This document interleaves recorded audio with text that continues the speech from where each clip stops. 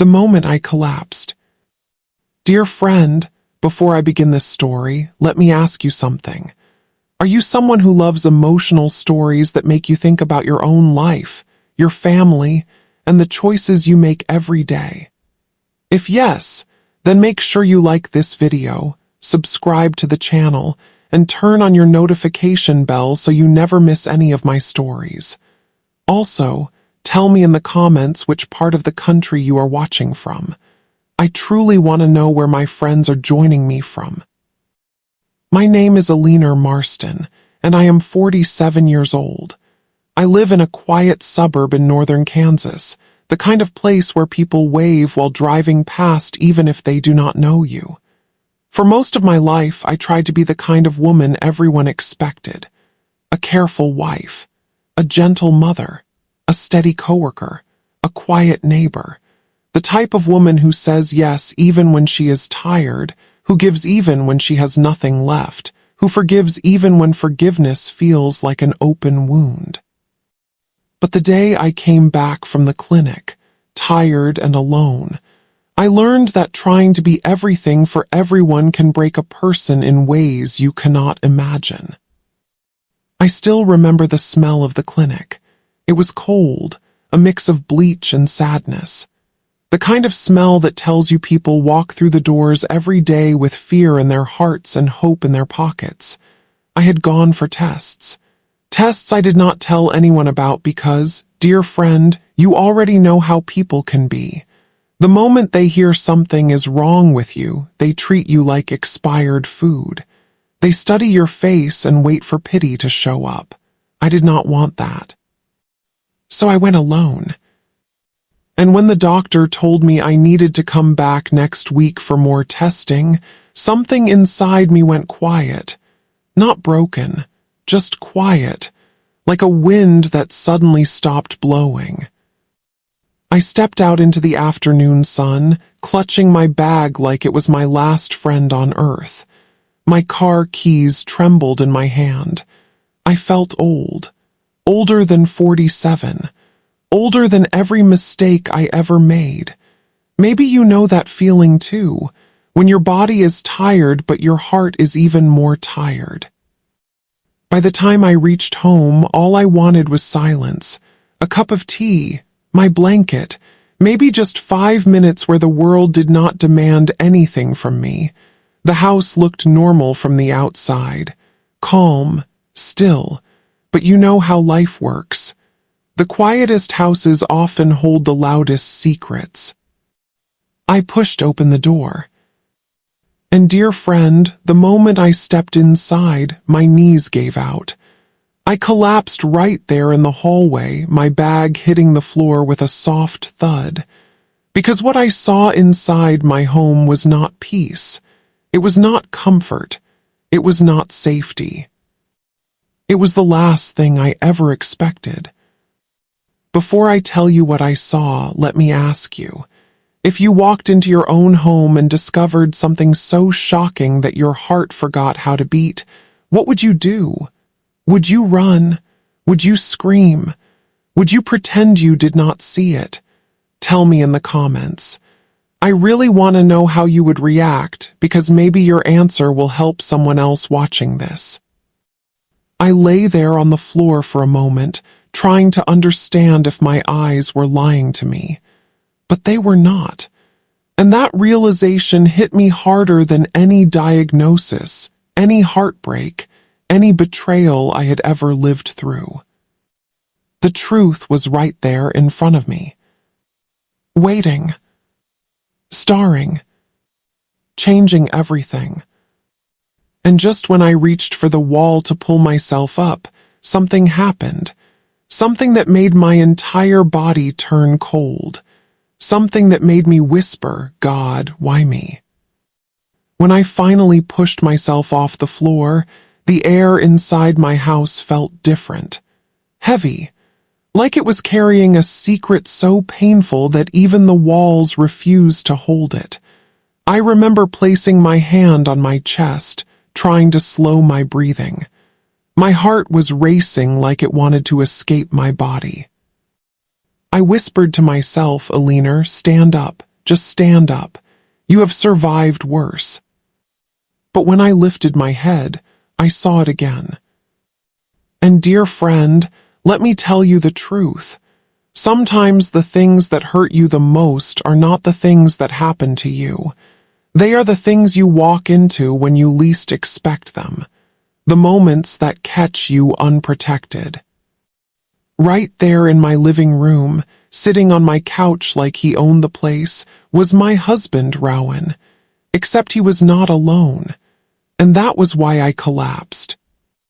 There beside him, leaning so close that their shoulders touched, was a young woman, younger than my oldest niece, maybe 23 or 24, with glossy hair, bright nails, and skin that had not yet learned the meaning of responsibility. It was the kind of youth that people like me used to have before bills and marriage and exhaustion took it away. She looked comfortable, too comfortable. Her legs were crossed on my rug, the one I stitched the edges of by hand when we first moved into this house. And Rowan did not even flinch when I walked in. He turned his head just a little, not with guilt, not with shame, just annoyance like I had interrupted a conversation I did not belong in. Dear friend, imagine coming home from the clinic with your mind full of fear, and then walking into something that burns every part of your soul. What would you do if it was you? How would you react? Tell me in the comments, because I am sure someone out there has lived a moment like mine. Rowan finally spoke. Ellie, you are home earlier than I expected. Earlier than he expected, as if my life needed his schedule to exist. The girl beside him smirked, and that smirk cut deeper than any knife. It was the smirk of someone who believed she had won a game I did not even know we were playing. I tried to speak, but my lips refused. My throat felt like sand. For a moment, I wondered if maybe I had walked into the wrong house. Maybe I had opened the wrong door. Maybe I was dreaming, but the ache in my chest was real. Too real. Rowan stood up slowly, brushing imaginary dust off his jeans. Ellie, we need to talk. Sit down. This is Megan. Megan, a name so light and airy that it did not belong in the same sentence as my pain. I stayed standing. Talk about what I finally whispered. My voice was shaky, like a radio with bad signal. He sighed, a selfish, tired sigh that told me he had practiced this moment long before I arrived. That sigh hurt me more than seeing him with her, because it meant he had prepared. He had accepted a future without me, and I had no idea. I think you know what this is, he said. Dear friend, let me pause here. Have you ever heard someone say a sentence that destroys your whole world in 5 seconds? Have you ever felt your heart break so quietly that you almost feel embarrassed to notice it? If yes, then you understand what I felt. But I shook my head. I needed him to say it, to say the words, to admit what he had done. Rowan stepped closer. Megan stayed seated, still smiling like it was all part of a joke. I want a divorce, he said simply. I felt the ground tilt. A divorce. This man, the one I cooked for, worked for, carried through his lowest years, wanted to leave me now, when I was tired, when I was scared, when I needed someone the most. I did not cry, not yet. My tears were trapped somewhere deep, like they were waiting for permission to fall. I looked at him and said quietly, Why now, Rowan, why today? He had the nerve to shrug. Ellie, we have been unhappy for years. I just did not know how to say it. Megan understands me. Understands him. Those words slapped me across the face. Megan finally spoke, her voice sweet like cheap candy. "We really did not want to hurt you, Mrs. Marston, but love happens." Love, she used the word love like it was something soft, something pure, but the way she said it made me want to scream. I took a slow breath, then another, because sometimes silence is the only thing that keeps you from breaking. "Finally," I said, "Rowan, I was at the clinic today." He blinked, confused. So did she.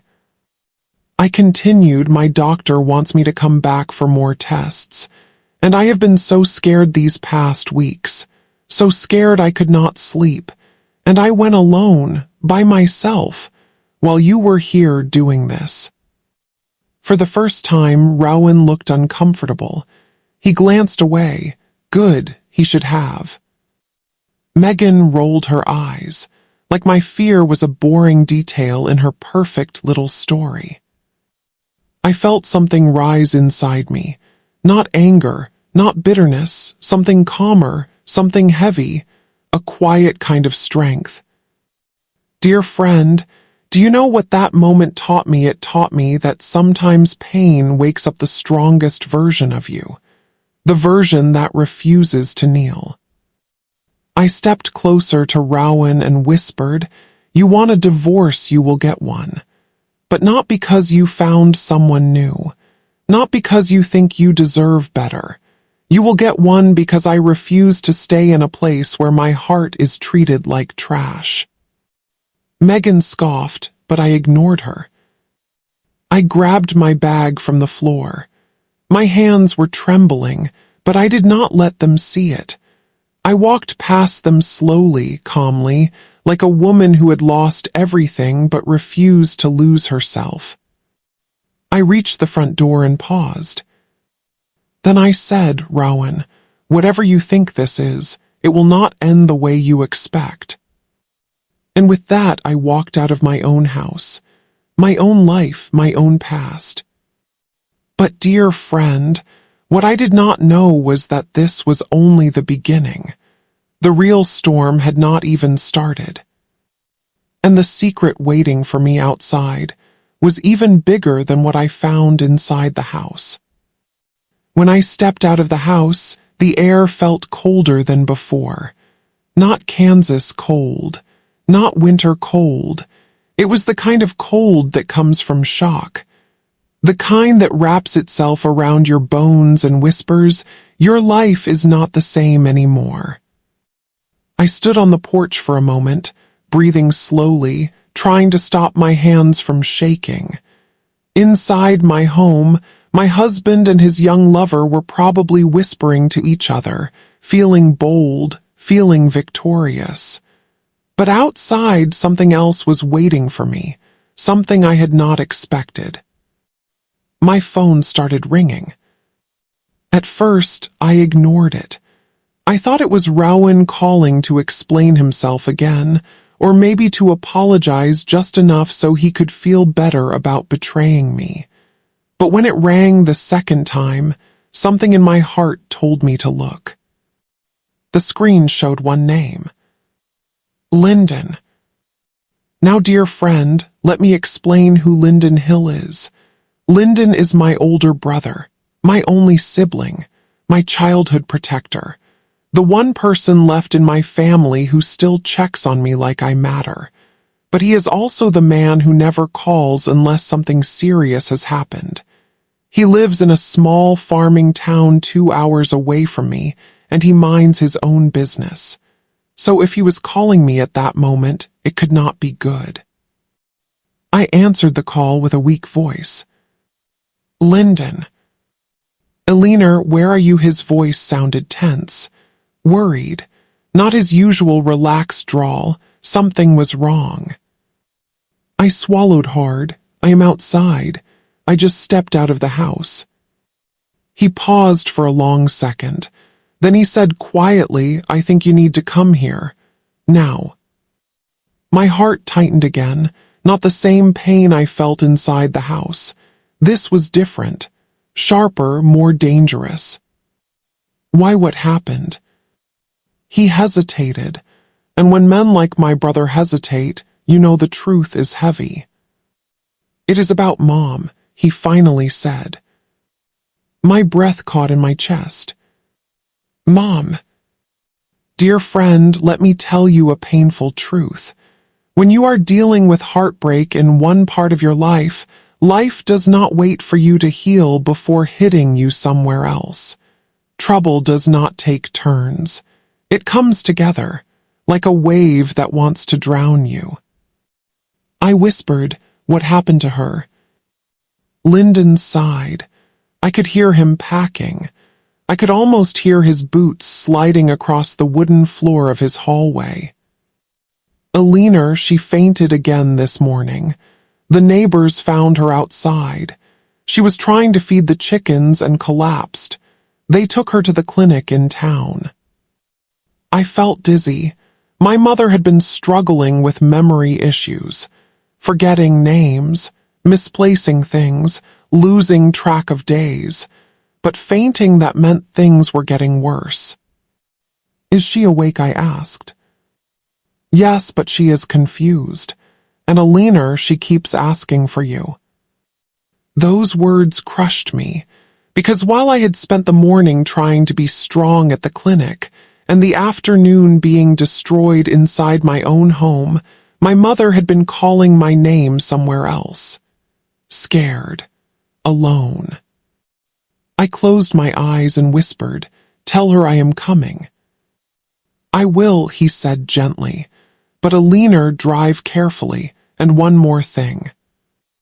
His voice changed, lower, more serious. Rowan called me. My stomach dropped. Rowan called you why? Lyndon exhaled sharply. He told me he needs space, said you were too emotional lately, said you needed time away from him. Too emotional. That was the phrase men use when they want to make women feel crazy for reacting to betrayal. I bit my lip until I tasted blood. Lyndon continued. Elena, he said something else too, something that does not sit right with me. My pulse quickened. What did he say? He told me he was planning to move someone into the house. Today. My legs almost gave out again. Megan. The girl I saw inside. Today, the same day I came back from the clinic, the same day my mother fainted, the same day my life cracked open. I felt like screaming, but instead I whispered, how could he do this to me? Lyndon, how could he be so cruel? My brother did not speak for a moment. Then he said, you leave that man to me. Right now your mother needs you more. Dear friend, imagine hearing your whole life collapse from two directions at once. If it was you, tell me honestly, how would you hold yourself together? Would you cry? Would you run? Would you fight? Or would you break? Tell me in the comments. Someone else reading might need your strength. I wiped my eyes with the back of my hand and said, I will come now. I just need a moment.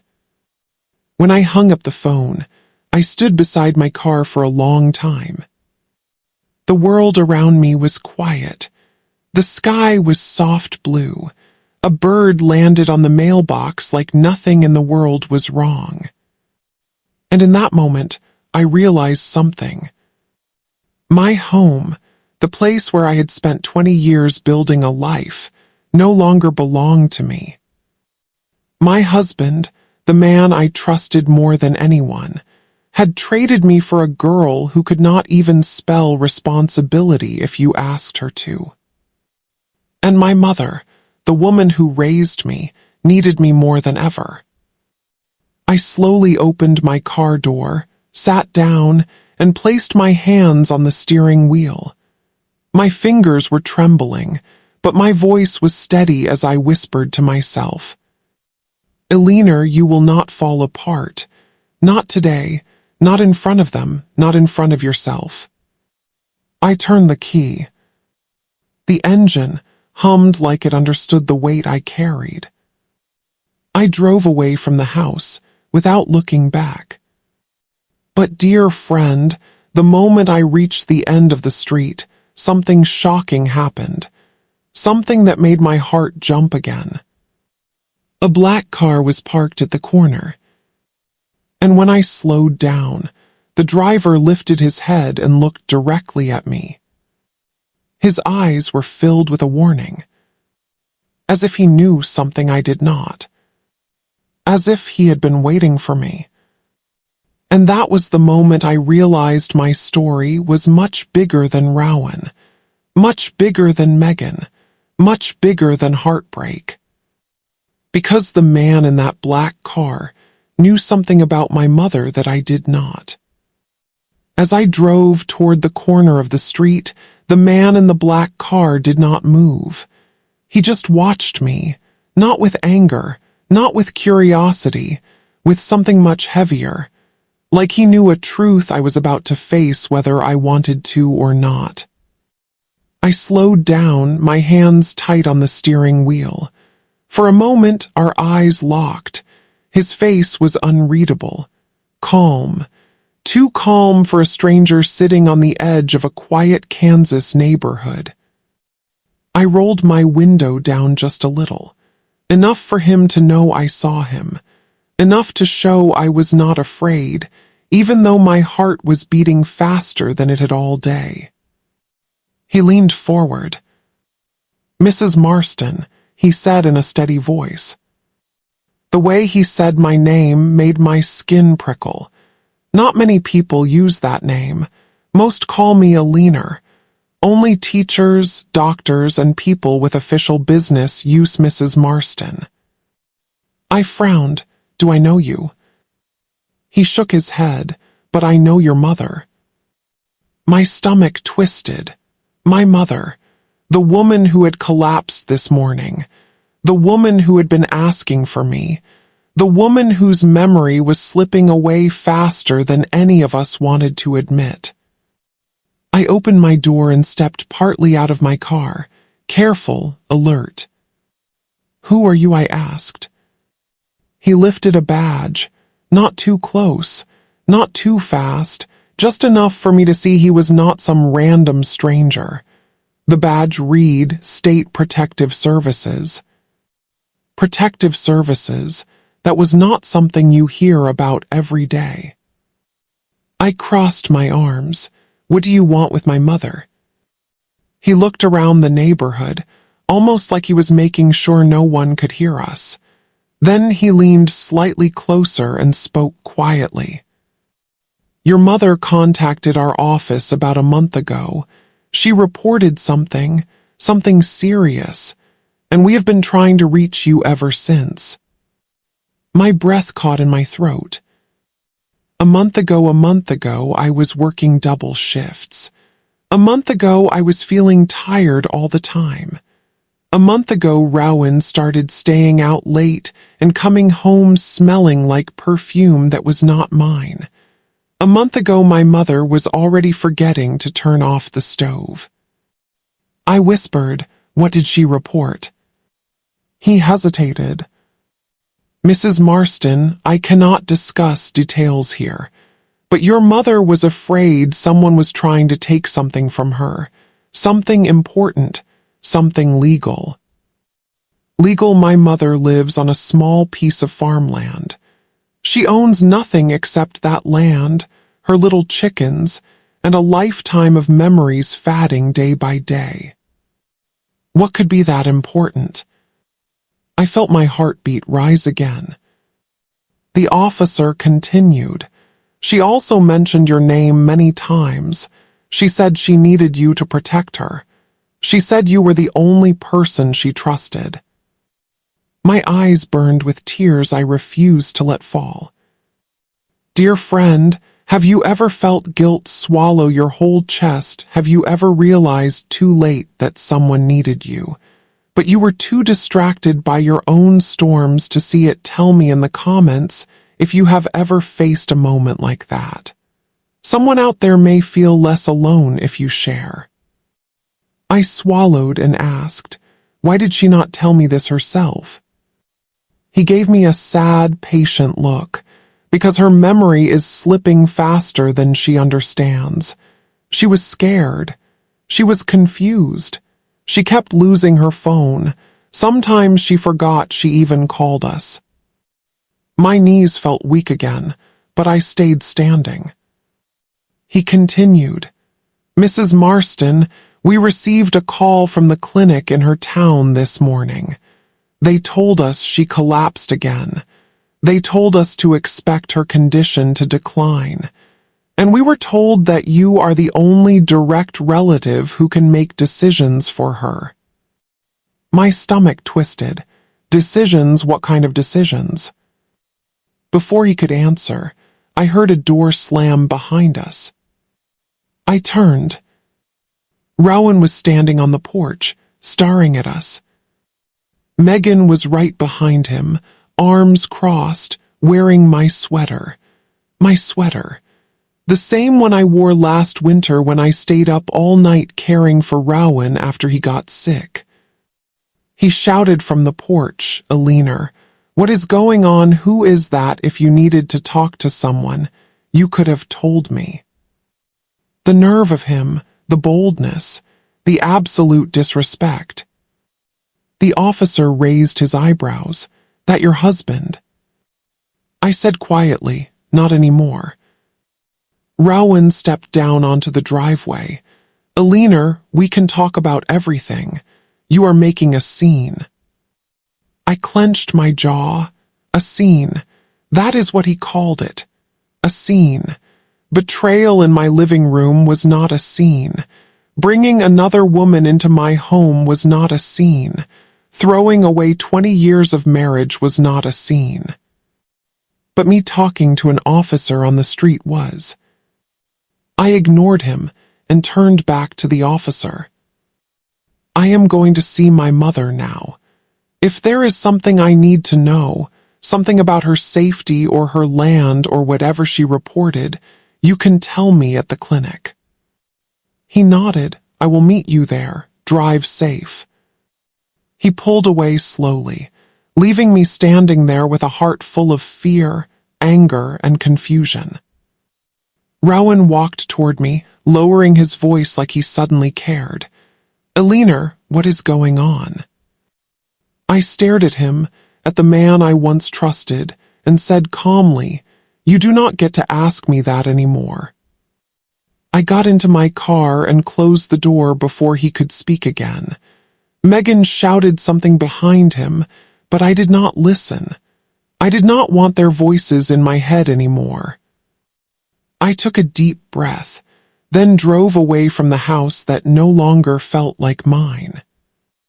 The highway stretched ahead of me, long and empty, like a new beginning I did not ask for. The further I drove, the more the world around me changed. Houses turned into fields, fields turned into hills, and the sky grew wider and quieter. But my mind was not quiet. I kept thinking about the officer's words. "Your mother reported something legal. She needed you to protect her. You are the only person she trusts."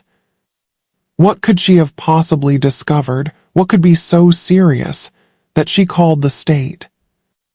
After 40 minutes on the road, my phone buzzed with a text from Lyndon. "Drive safe and be ready. Mom said something strange before she fell asleep, something about a document she hid. She said someone was coming for it." A document, hidden, someone coming for it. The officer, the collapse, the timing, the mysterious black car watching my house, Rowan acting strange these past weeks. Everything started connecting in my mind, like pieces of a puzzle I had not realized existed. I pressed harder on the gas pedal, because suddenly this was no longer about heartbreak. It was about danger, and my mother was at the center of it. The road to my mother's town always felt familiar.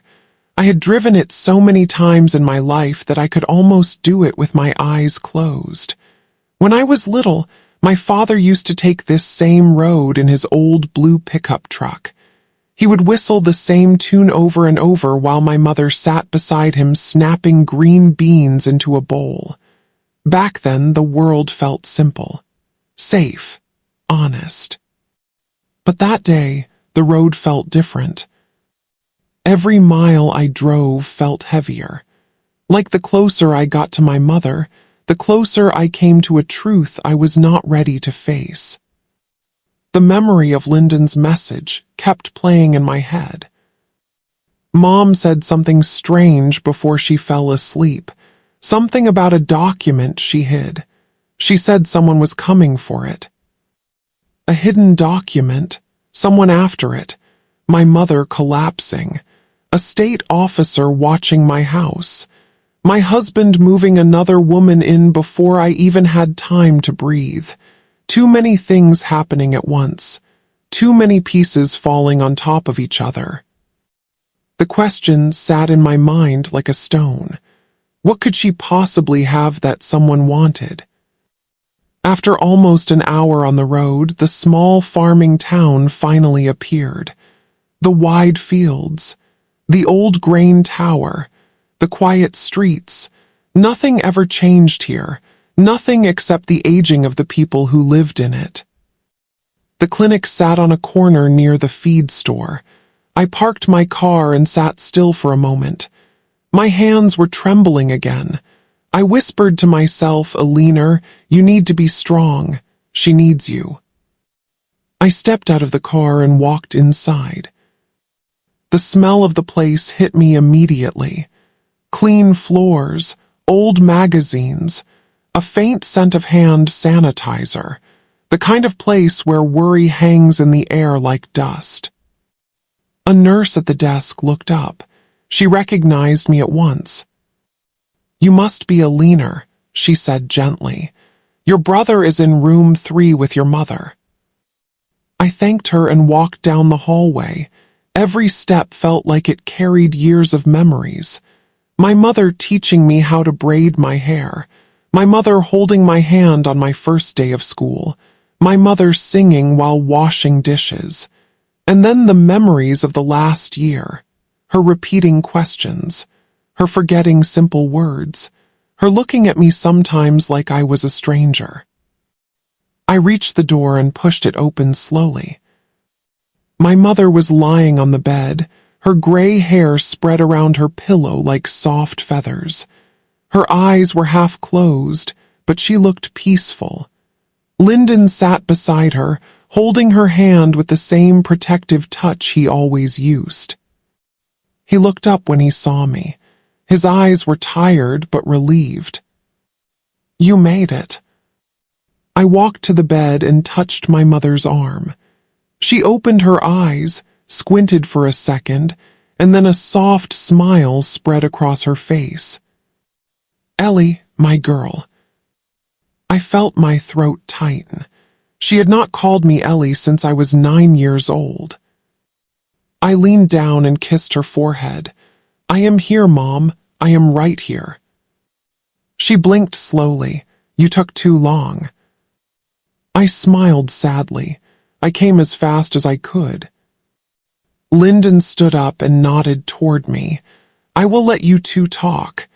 He stepped out of the room, closing the door gently behind him. I pulled a chair close to her bed and took her hand in mine. It felt thin, fragile, like holding a dry leaf. "Mom, how are you feeling?" She frowned, tired, but I had to tell you something important before they get it. My heart dropped. Before who gets what? She looked toward the window, her eyes unfocused, like she was trying to remember something just out of reach. "There is a document," she whispered. "I hid it. I hid it because someone came asking questions." My stomach tightened. Who came asking questions? She shook her head, confused, struggling. "I do not remember his name, but he said he needed my signature." He said something about the land, our land, your father's land, but I knew he was lying. I could feel it in my bones. The land, our small piece of farmland, the only thing my father left behind.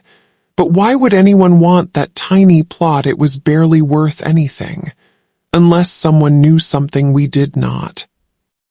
I squeezed her hand gently. What kind of document is it, Mom?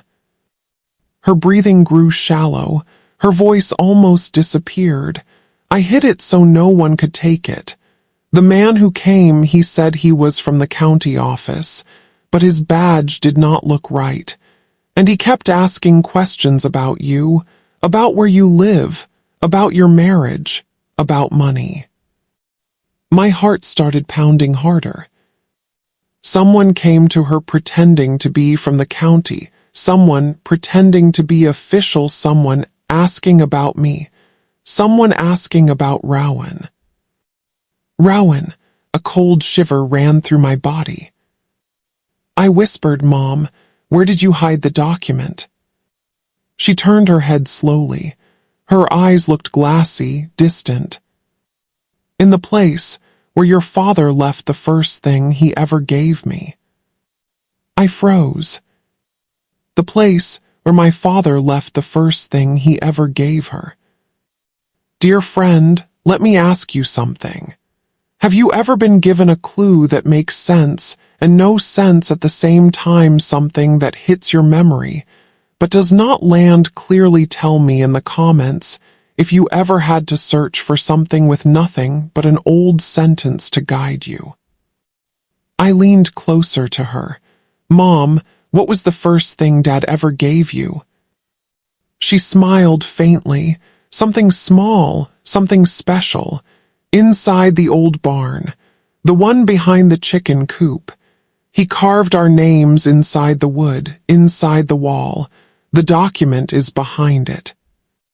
My breath left my body. I remembered that barn. The old wooden one with a sagging roof. My father used to keep hay in it.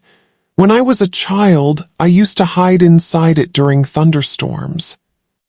But then her face changed. Her eyes widened. Her fingers gripped my hand. They were looking for it, Elena. Someone else was looking for it. Someone came 2 nights ago. My heart dropped into my stomach. 2 nights ago? 2 nights ago was the same night Rowan stayed out until morning.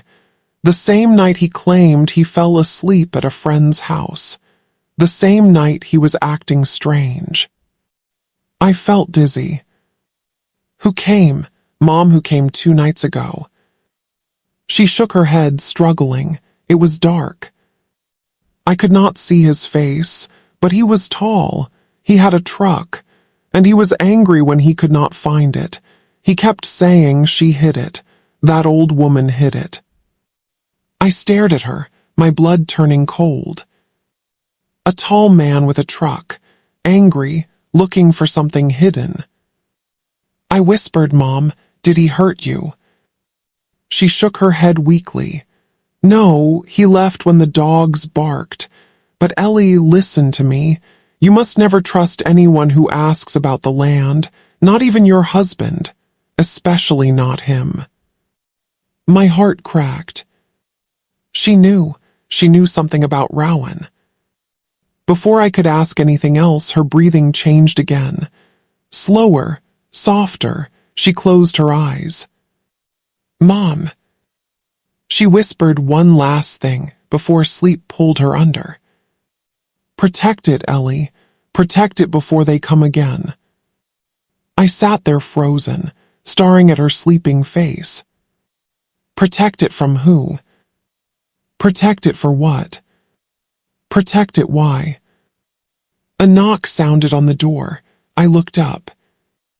It was the officer from earlier. His expression was serious. Mrs. Marston, we need to talk. Now, I think your mother's report involved more people than we thought, and one of them might be someone close to you. My heart stopped. He stepped inside, closed the door, and lowered his voice. "We found something on the surveillance cameras outside your mother's property. Something that will change everything you think you know." When the officer stepped fully into the room, I felt the air tighten around us. It was the same feeling you get right before a storm breaks open in the sky. His eyes were steady, serious, the kind that tell you the next words will not be easy to hear. I stood up slowly, careful not to wake my mother. The soft beeping of the clinic monitor filled the silence. The officer closed the door gently and said, "Mrs. Marston, I will get straight to the point. We reviewed the outdoor footage from your mother's property. Cameras the neighbors installed after a string of break-ins last year caught something important." I held my breath. My chest felt tight, like someone had tied an invisible rope around it. "What did you see?" He hesitated, and when officers hesitate, it is because the truth is heavy. Lyndon returned at that moment, standing quietly behind the officer. His jaw tightened when he saw the man's expression. He asked, "Is this about the break-in 2 nights ago?" The officer nodded. "Yes, and we believe it was not random." My stomach twisted. He pulled a tablet from his bag, tapped a few buttons, then turned the screen toward me. What I saw made my heart drop straight to the floor. It was a video, night vision footage, grainy but clear enough to recognize shapes and movements. A tall figure climbed over the side fence of my mother's property. The man moved quickly, like he had been there before, like he knew exactly where he was going. He walked straight toward the barn, the old barn behind the chicken coop, the one my mother had mentioned, the one hiding the document. The officer let the footage play. The man tried the barn door, found it locked, and cursed under his breath. He kicked the door twice, then moved around the side, looking for another way in. The dogs barked in the background. He froze, then jumped back over the fence and disappeared into the darkness. Lyndon whispered, "So it was real. Someone really came for it." But the officer was watching me, not the screen. "Mrs. Marston, do you recognize the man?" My stomach tightened painfully, because something about his movements, his broad shoulders, the shape of his walk, felt familiar. Too familiar. My heart was pounding so hard I could hear it in my ears. I leaned closer to the screen. "Show his face," I whispered. The officer nodded and rewound the video. He paused on a moment when the man turned slightly toward a motion light that flickered near the barn. His hoodie slipped a little, just enough for the camera to catch part of his face. The breath left my body. It was not a stranger. Not a thief. Not a random man looking for something to steal. It was someone I knew. Someone I loved once. Someone I trusted far more than I should have. Lyndon stared at me, confused. "Elena, what is it? Who is he?" My voice cracked. I did not want to say it. I did not want to believe it. But denial falls apart quickly when the truth is staring back at you. "It is Rowan," I whispered. "My husband." Lyndon swore under his breath. The officer nodded slowly, confirming it. "Yes, we ran the facial match. It is him." I felt dizzy, like the ground under me had been pulled away. Rowan broke into my mother's property. Rowan searched the barn. Rowan was the man my mother feared, the man looking for the document, the man pretending to be supportive while planning something bigger behind my back. The officer watched me carefully. "Mrs. Marston, this is why I followed you today. Your mother reported a man pretending to be from the county office, asking for signatures, asking about the land, asking about you." The room began to spin. The officer continued, "We believe your husband may be involved in something larger, possibly land fraud, possibly identity manipulation. We do not have complete answers yet, but we know he was working with someone, and he was searching for the document your mother hid, the document your father left, something legally binding." My hands started shaking. Lyndon stepped closer. He put his hand on my shoulder.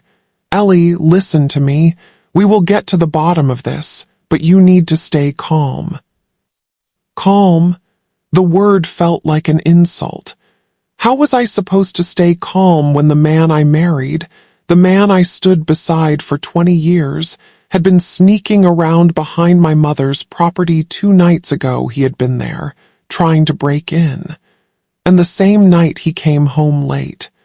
The same night he told me I was imagining things. The same night he blamed me for being emotional. The truth hit me slowly, painfully. He did not want a divorce because he fell out of love. He did not bring Megan into my home because of passion. He was clearing me out, removing me, making space, planning something that required me out of the picture. The officer spoke again, calmly but firmly. "Mrs. Marston, we need to ask you something important. Has your husband been asking you to sign anything recently, anything involving your name, your land rights, your inheritance?" I felt my breath hitch. I remembered something small but suddenly huge. 2 weeks ago, Rowan had handed me a stack of papers. He said they were insurance forms and tax updates. He rushed me, pushed me, told me to sign them quickly before he left for work. I did not look at them closely. I was tired, distracted. I trusted him. My voice shook. I think he tricked me. I think he already made me sign something. The officer nodded slowly. "That might be part of the scheme. You may have signed something related to your family land." Lyndon looked furious. "He used you, Ellie." I felt tears filling my eyes, but not weak tears. These were different. They burned. "Dear friend, let me ask you something. Have you ever discovered betrayal so deep that it reaches into your past, your future, your family, and your name? Have you ever realized someone you loved was not only lying, but using your trust to destroy you? Tell me in the comments if you have ever faced a moment like that. Your voice might help someone else feel less alone." I wiped my face with the back of my hand and whispered, "If Rowan is involved in this, then what does he want? What is in that barn? What did my mother hide?" The officer took a deep breath. "Mrs. Marston, the document your mother mentioned might be a deed supplement. If it is what we think it is, it could prove your family owns more land than what is listed. Land that was never legally updated after your father passed away. Valuable land." My heart thudded.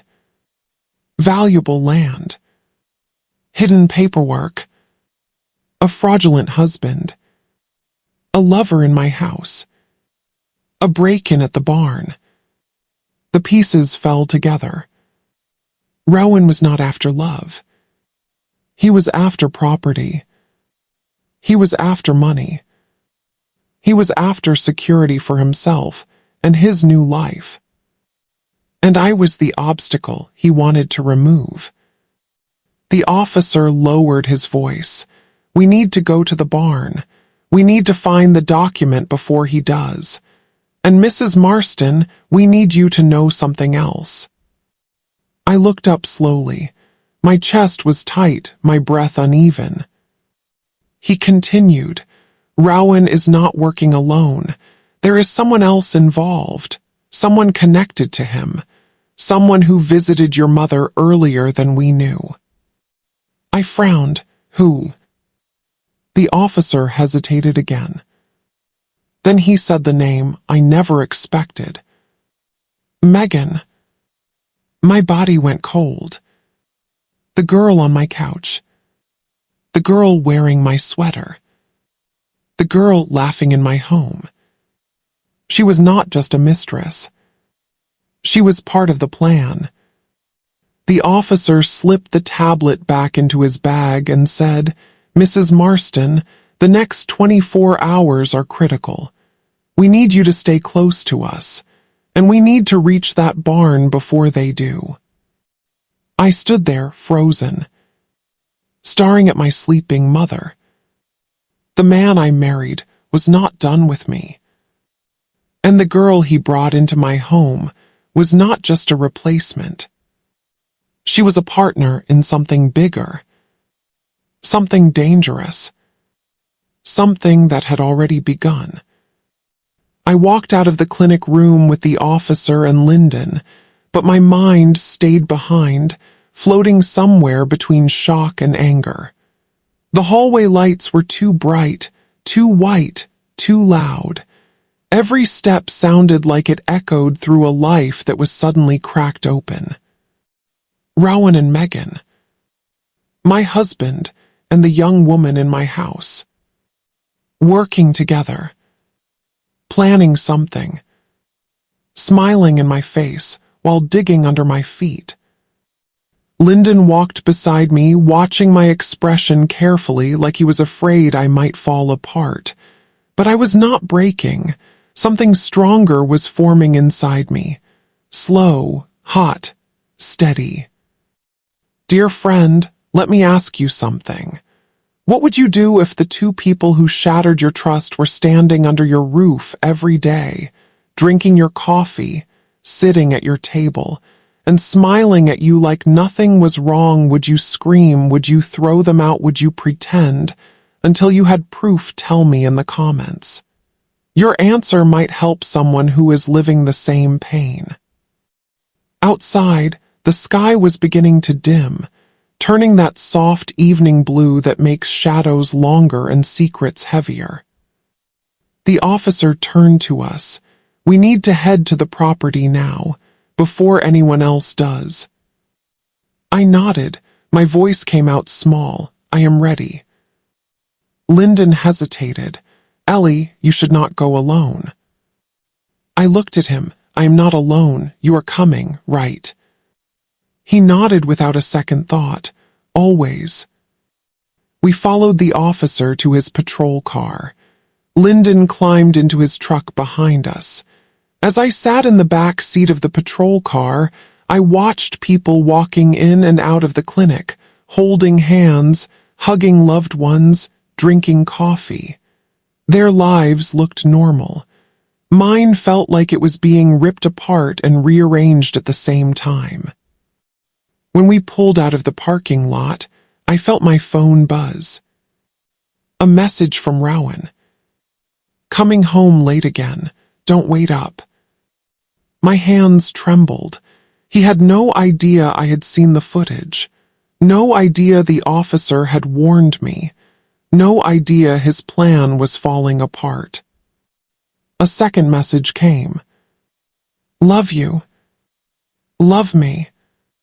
The same words he used to say before he kissed Megan when he thought I was not looking closely. The same words he wrote in a greeting card 3 years ago, but crossed out later when he got angry. The same words he repeated whenever he needed something from me. The lie was loud now, loud enough to drown out every memory. The officer glanced at me in the mirror. Are you okay? No. But I nodded anyway. The drive to my mother's property took almost 30 minutes, and every mile felt heavier than the last. The road stretched long and empty, lined with tall winter trees that looked like they were whispering warnings. Lyndon's headlights followed close behind us the whole way, steady and quiet. I felt safer with him there, even if I did not want to rely on anyone. When we turned down the gravel road that led to the farm, the officer slowed down. He lowered his voice. "I need you both to listen carefully. We do not know if Rowan plans to return tonight. We do not know if he already knows we have reviewed the footage. But if he does show up, do not confront him. Let us handle it." I nodded. Lyndon replied from his truck window, "Understood." The sky was almost fully dark when we reached the property. The wind had picked up. The trees rattled. The old barn stood at the edge of the field like a tired giant holding old stories. My mother's house was dark except for one dim lamp in the living room window. The officer told us to wait in the truck while he inspected the property first. But as I sat there staring at the barn, something felt wrong. Too still, too quiet. Then I saw them. Footprints. Fresh ones. Leading from the side of the house toward the barn. I whispered, "Someone is already here." Lyndon saw them too. "Ellie, stay in the truck." But I opened the door anyway. I could not sit still. I could not wait while someone stole my life in the shadows. I stepped out onto the gravel. The wind hit my face, sharp and cold. The officer rushed toward me. "Stay behind me," he ordered. We approached the barn slowly. The officer shined his flashlight across the old wood panels. 2 nails were bent. The bottom corner of the door looked pulled away, like someone tried to pry it open again. Lyndon whispered. They came back.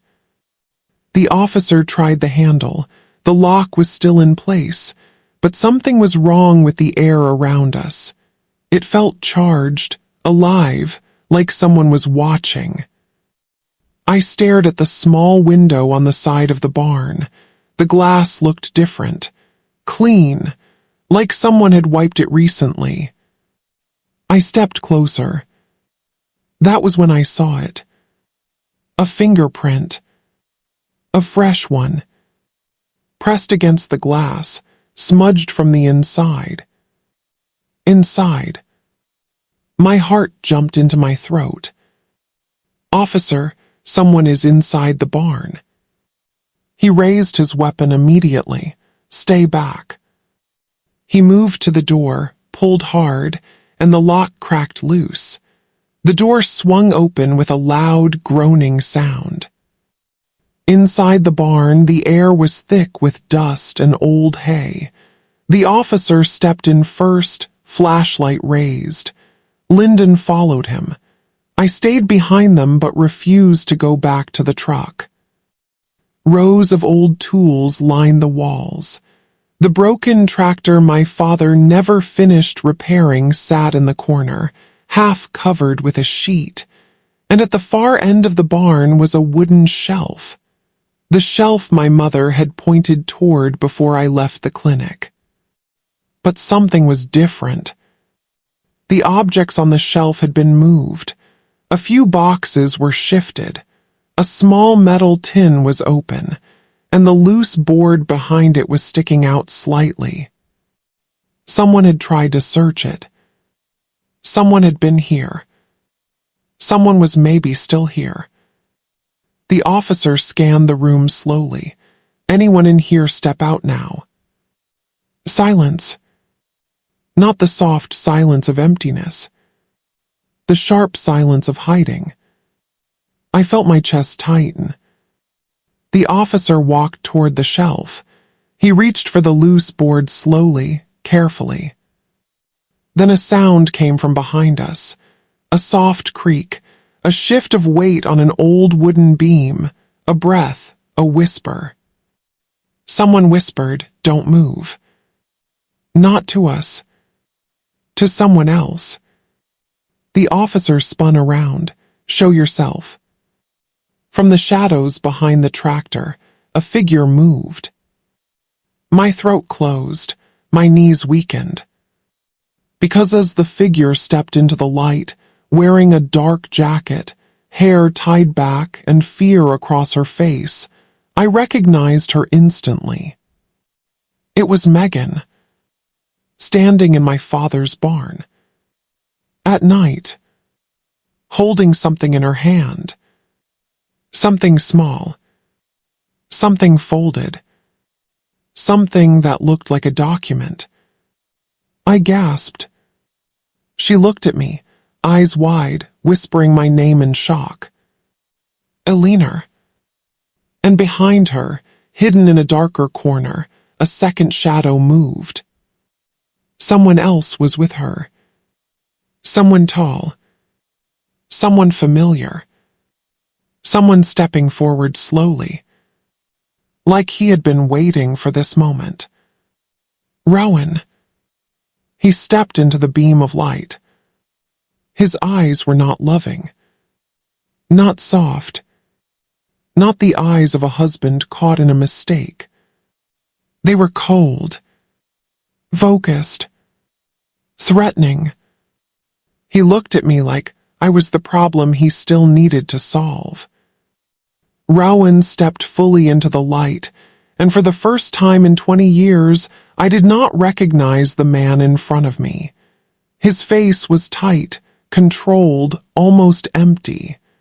Megan stood beside him, clutching the folded paper against her chest like it was her last breath. The officer stiffened immediately. Both of you, hands where I can see them. But Rowan only smiled. A slow, chilling smile that made my stomach twist. He lifted his hands halfway, just enough to pretend cooperation, but not enough to show fear. Lyndon took one step toward me, his body shifting in front of mine without thinking. It was instinct, protection, something my own husband had not offered me in years.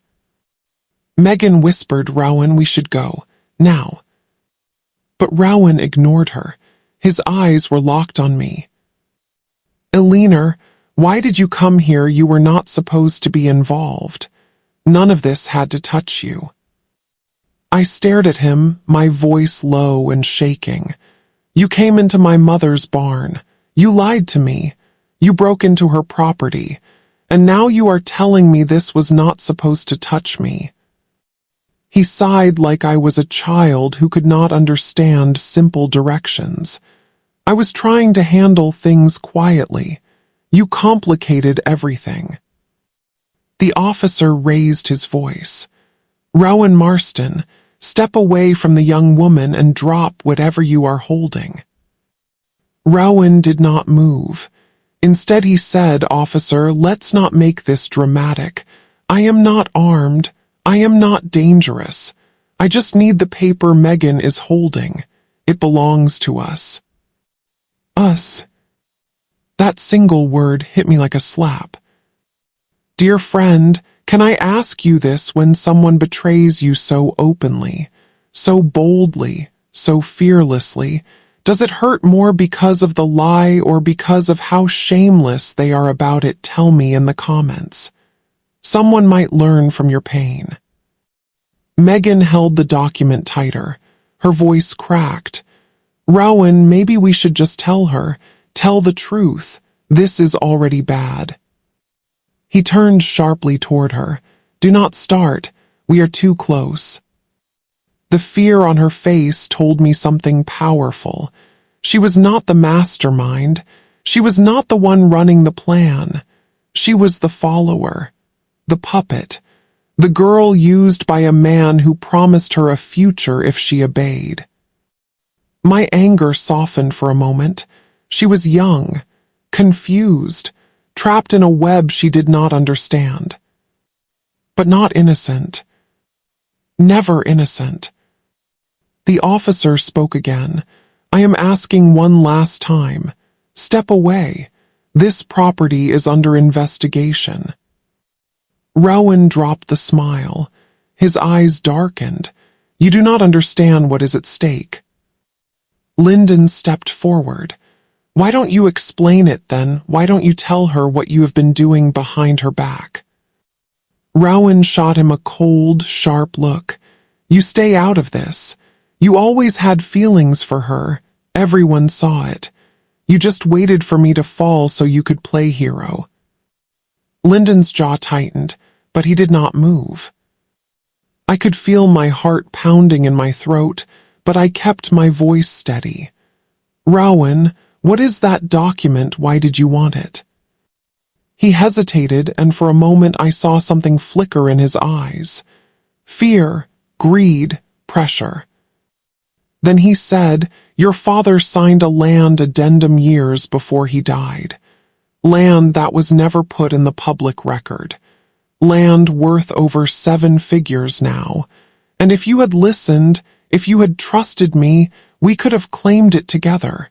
You would have had everything you ever wanted. I stared at him. I already had everything I wanted. A family. A home. I did not need 7 figures. He scoffed. You always thought too small, Elena. You lived like life was supposed to be simple. It is not.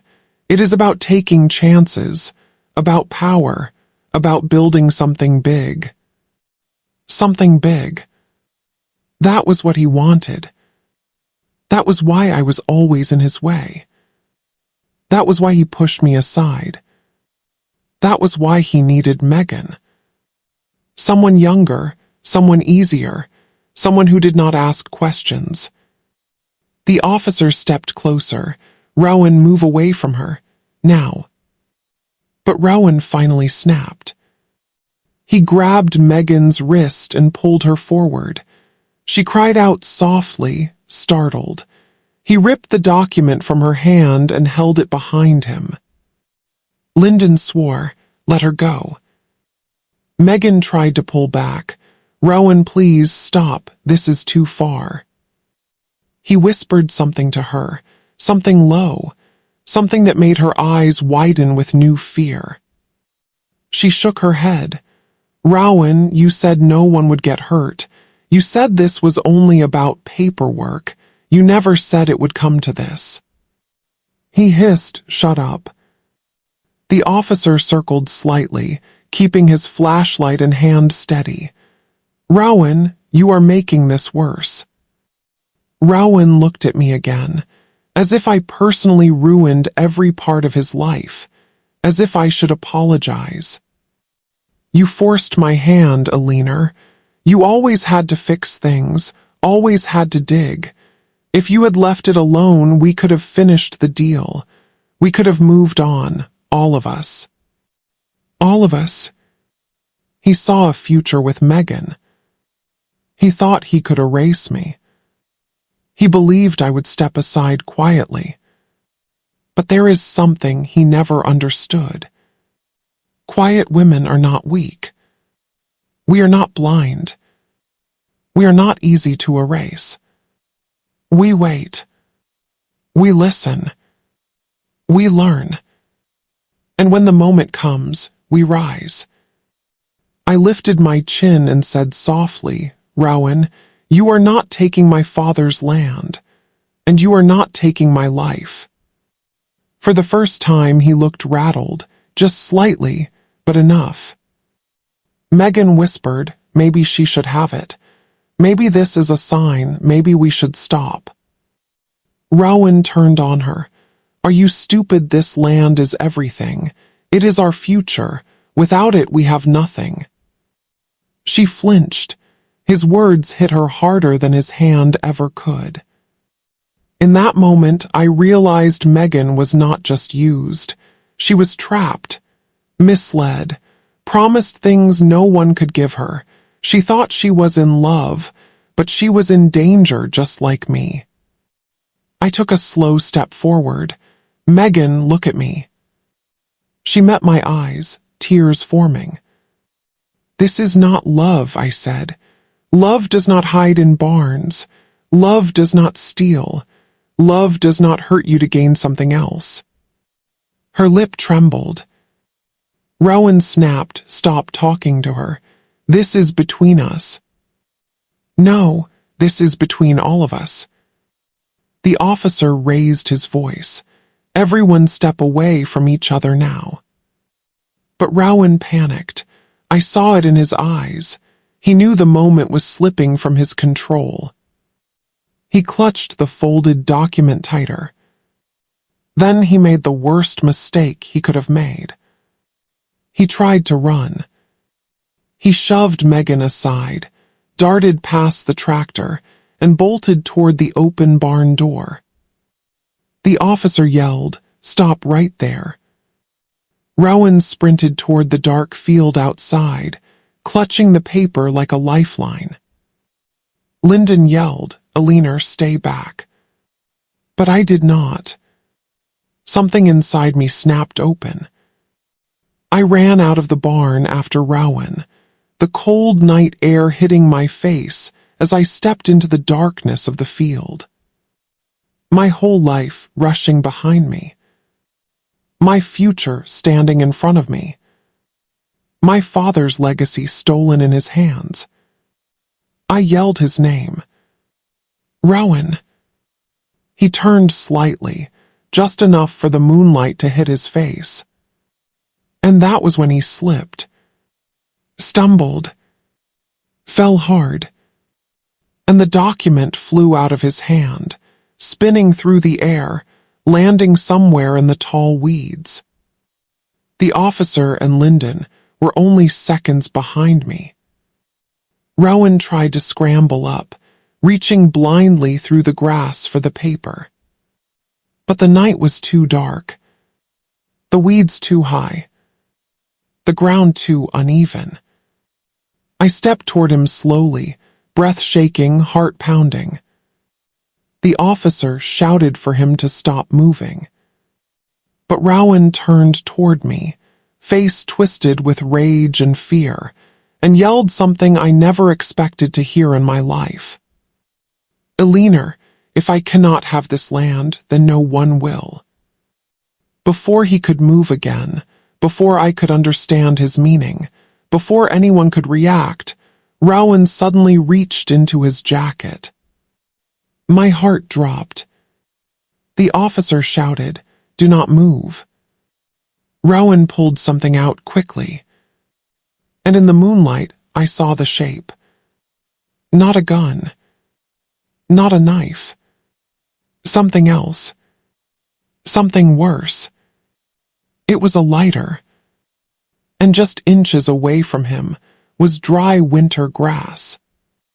A spark could take everything. For a moment, everything froze.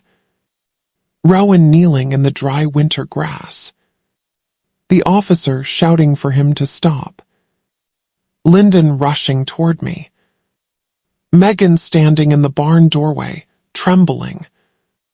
And in Rowan's shaking hand, that small silver lighter.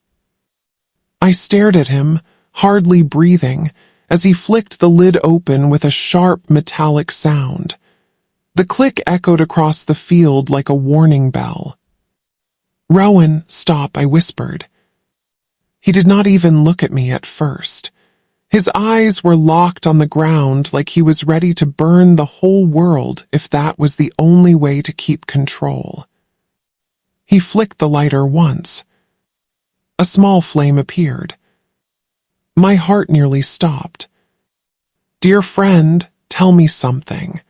Have you ever looked at someone you once loved and realized they were willing to destroy everything just to win? Have you stood in front of someone who lost themselves so badly that you could not even recognize their soul? Tell me in the comments. Your story might help someone escape before it is too late." The flame shook between Rowan's fingers. The officer raised his voice. "Rowan, drop it now. This is not the way." But Rowan's face twisted with confusion, fear, and anger all mixed together. It was the face of a man who had boxed himself into a corner and could only think of desperate ways out. He shouted back, "You do not understand. I worked too hard. I sacrificed everything. And she never appreciated me. I deserve more. I deserve all of it." Lyndon stepped beside me, shielding me slightly. "Rowan, listen to me. Whatever you think you lost, burning this field will not give it back." Rowan let out a broken laugh. "You think this is about the land, you think this is about money. This is about proving I can finish something, that I can win for once." I felt the wind shift suddenly, colder, sharper. A bad sign, a dangerous sign, because wind feeds fire, and one flame in the winter field could spread faster than thought. Rowan tilted the lighter toward the ground. "No." The word tore out of my throat before I even realized I had spoken. I stepped closer, my hands shaking but my voice steady enough to cut through the moment. "Rowan, look at me." Surprisingly, he did. His eyes softened for half a second, just half, enough for me to see the broken man behind the anger, the man who never felt he was enough, the man who wanted the world to applaud him even when he did nothing to earn it. I spoke gently. "You are stronger than this. You are smarter than this. Do not let this be the thing that defines you." He blinked hard. His jaw trembled. His grip on the lighter shook. For a moment it seemed like he might actually drop it. But then Megan stepped forward from the barn doorway and whispered, "Rowan, please. I do not want to go to jail." Her voice shattered him. He snapped again, like a twig being pulled too tight. He yelled, "You promised you would stand with me." She cried back, "I did, but not for this." Rowan gritted his teeth. "Nobody cares what you want." The officer took another step, slowly, expertly. "Rowan, drop the lighter. Now." But Rowan jerked the lighter back, panicked, and that tiny movement made the flames stretch closer to the grass.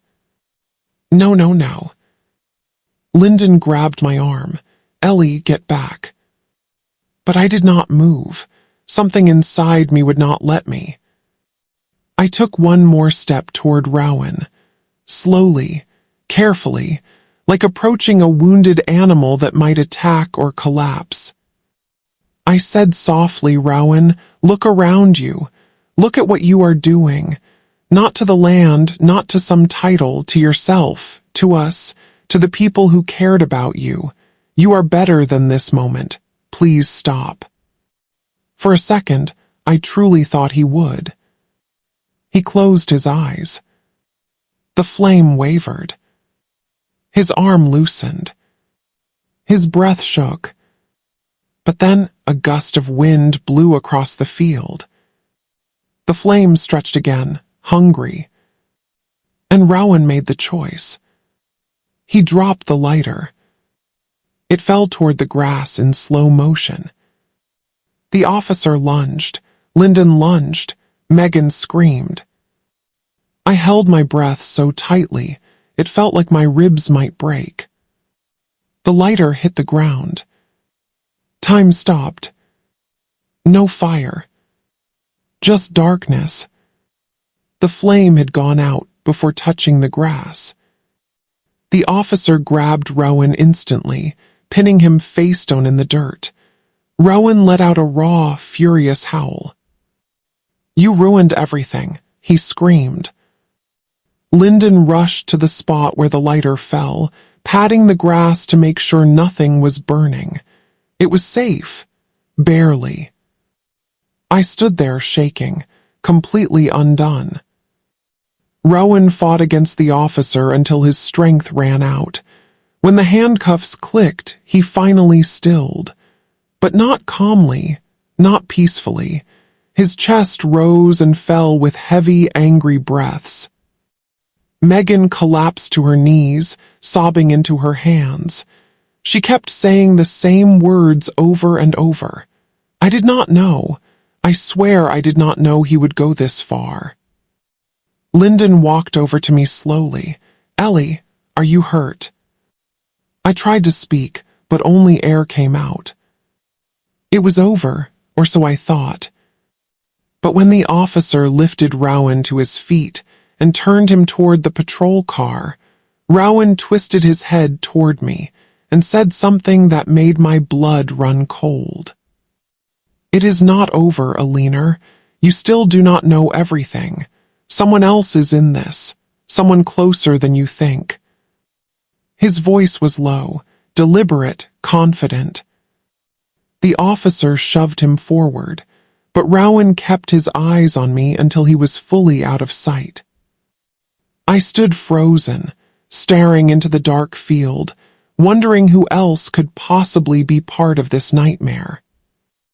Then, as the officer walked Rowan to the car, Lyndon called out to me from near the weeds.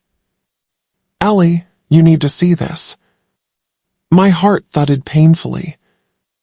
I walked toward him slowly. He pointed toward the ground. There, half buried in the weeds, was the document. Not burned, not torn. But something was different. The paper was not just a land addendum. There were two documents, one folded inside the other. One was my father's handwritten note. The other was something else. Something that made my breath catch. Something Rowan never mentioned. Something no one prepared me for. It was a legal form. Already signed. Already notarized. With my name on it. And a second signature. Someone I knew. Someone Rowan believed would help him. Someone who might still be working against me. The signature on the second line made my knees weaken. It was my sister's name. My sister's name on that document felt heavier than the cold night air around us. I knelt slowly, my fingers trembling as I lifted the papers from the weeds. The wind rustled through the field, brushing against my hair as if trying to comfort me. Lyndon crouched beside me. Ellie, do you think it is real? Could she really have signed this? I stared at the looping signature. I knew it by heart. I had seen it on birthday cards, old school notes, legal forms. My sister, Hattie, always signed her name with a little curve at the end, just like this one. My throat tightened. She lives 3 states away. Why would she do this? Why would she sign anything with Rowan? The officer walked over, his flashlight steady. Let me see it. I handed him the paper. He examined the edges, the ink, the seals. Then he said the words that changed everything. The signature is real, but the date is not. I frowned. What do you mean? He pointed at the bottom. This form was filed last month, but the notary listed here retired 2 years ago. Whoever prepared this was trying to rush a fake transfer. Someone who wanted the land in both your names to flip it quickly. My heart dropped. Rowan knew he could not get the land on his own, so he used Hattie's name. Or maybe he tricked her into signing something too. Lyndon whispered, Ellie, there is something you need to understand. If this was a scam, it was bigger than just Rowan. The officer looked at me seriously. We will need to contact your sister, but not tonight. There is more here we need to uncover before involving her. For now, we know one thing. Rowan did not act alone. He had someone preparing these documents, someone local, someone who knew your family history. A chill ran down my spine. I thought Rowan had been the mastermind. But he was only the hungry man chasing whatever promised him importance. Someone smarter had been pulling strings. someone who would not stop easily. Behind us, Megan finally stood up, wiping tears from her face, shivering in the cold wind. She walked toward me slowly, her voice barely a whisper. "Eleanor, I am sorry. I swear I did not know about any of this. He told me you did not care about the land. He said you did not want anything from your family." I looked at her, really looked. Her mascara was smudged. Her hands were shaking. She was young, lost, manipulated by a man who knew how to twist someone's insecurities into obedience. And this was where many people choose revenge. A cruel word, a hateful sentence, a chance to hurt the person who stood beside the man who broke them. But I am not built from bitterness. I am built from endurance. So I said gently, "Megan, you need to tell the truth now. Not for him, for yourself." She nodded quickly. "I will, I promise. I will go to the station, I will say everything." The officer stepped in. "We will take her in tonight. She is a witness now.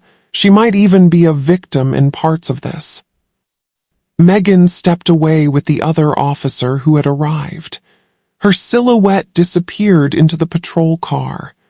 Rowan was already inside another one, shouting and kicking the door from the inside, but no one paid him attention.